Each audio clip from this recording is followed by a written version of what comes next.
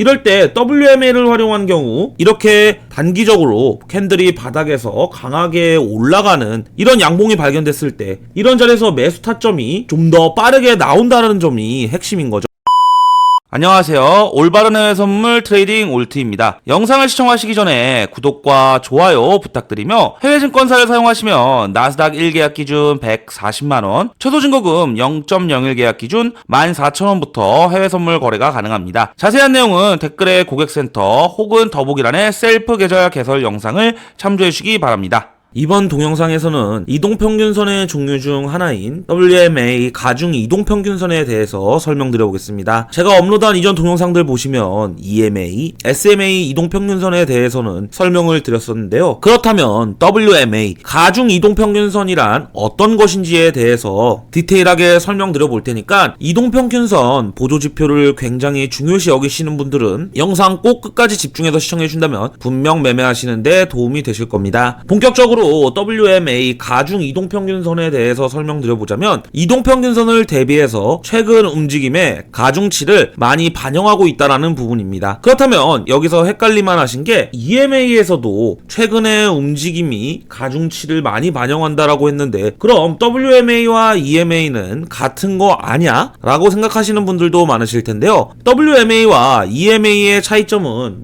수식부터 다르기도 하겠지만 WMA 경우에는 내가 설정한 값에 최근 주가의 가중치를 더 반영한다는 점입니다. 예시를 들어보자면 본인이 5일선을 설정했다고 가정한다면 최근 움직임에 주가에 5를 더하고 그 전 움직임에 4를 더하고 그리고 그 이전 움직임에 3, 2, 1 이런 식으로 이 모든 값을 합쳐서 평균을 내서 나타내주는 게 WMA 가중 이동평균선이라고 이해해 주시면 되십니다. 그렇기 때문에 EMA와 WMA는 같은 수는 있으나 구성된 핵심 요소들이 조금 다르다 이렇게 생각해 볼 수 있게 되는 거죠. 그렇다면 당연히 최근 움직임이 가격을 더 많이 반영을 해준다고 했을 때는 변동성이 큰 단기적인 캔들의 움직임이 크게 나오는 자리에서는 이 가중 이동평균선이 조금 더 민감하게 반응해 줄 수밖에 없습니다. 그래서 이 단타 매매, 스캘핑 매매, 최근 움직임에 조금 더 빠르게 대응해야만 하는 상황에서는 이 WMA를 써 주셔야 하는 게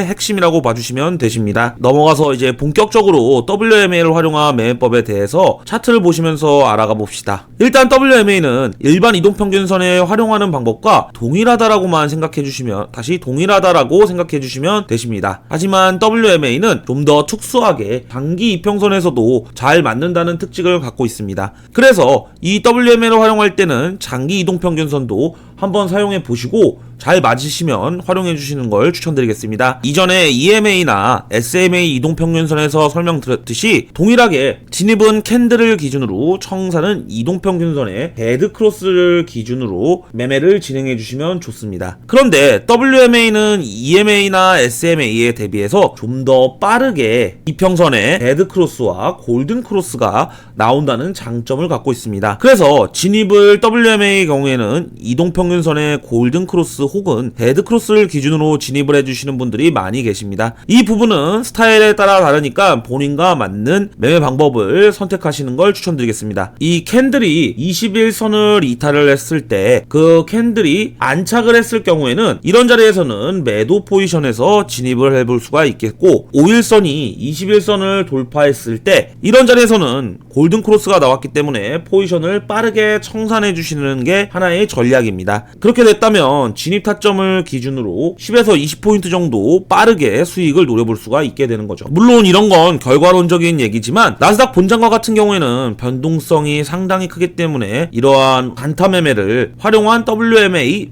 매매법도 있다라는 겁니다. 그리고 두 번째로는 200 이동평균선을 활용한 매매 방법이 있습니다. 이 WMA 같은 경우에는 최근 주가의 움직임에 가중치를 더 많이 반영한다고 말씀드렸었는데요. 그렇기 때문에 단기적으로 뭔가 캔들의 이슈가 나왔을 때 또는 주가의 이슈가 나왔을 때 주가가 급격하게 상승하는 것을 보고 이러한 상승들이 진짜 상승인가? 더 올라갈 수 있나? 아니면 잠깐 올라갔다가 내려가는 가짜 신호인가? 이런 부분들을 판단하기가 굉장히 어려운 게 사실인데요. 그래서 일반 이동평균선을 보고 진입을 하게 되니까 뒤늦게 진입하는 경우가 많습니다. 이럴 때 WMA를 활용한 경우 이렇게 단기적으로 캔들이 바닥에서 강하게 올라가는 이런 양봉이 발견됐을 때 이런 자리에서 매수 타점이 좀 더 빠르게 나온다는 점이 핵심인 거죠. 그래서 이 WMA를 활용할 때는 다른 장기 이동평균선에 대비해서 좀 더 빠르게 최근 주가의 움직임을 반영하고 있다 보니까 이 돌파에 대한 매수 타점이나 매도 타점을 좀 더 빠르게 포착할 수 있다는 게 큰 장점 중에 하나입니다. 보시면 아시겠지만 이 노란색이 200WMA선, 하얀색이 일반 SMA 이동평균선인데요. 일반 이동평균선에 대비해서 좀 더 빠르게 주가의 움직임을 포착할 수 있는 장점이 있는 거죠. 그래서 장기 이동평균선의 돌파와 이탈 구간을 봤을 때 일반 이동평균선보다 가중 이동평균선